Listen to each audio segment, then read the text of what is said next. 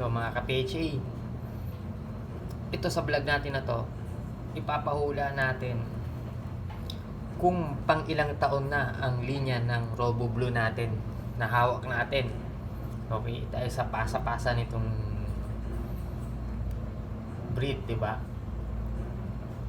Siguro mahulaan ito ng mga friend natin sa Facebook dahil may mga memories tayo kung kailan at kung anong year nagkaroon si PHA ng Robo Blue, diba?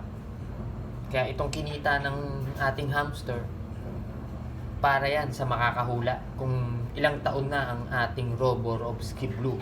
Okay? At mananalo ka pa ng isang pares ng Roborovski. Ang female is blue at ang male is ambrose pied.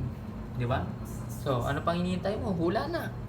Malay mo, ikaw ang makahula kung ilang taon na ang ating Roborovski Blue. Okay? 5K din yan. Okay? Yan yung kinita ng ating hamster nitong January. So, paano? Good luck!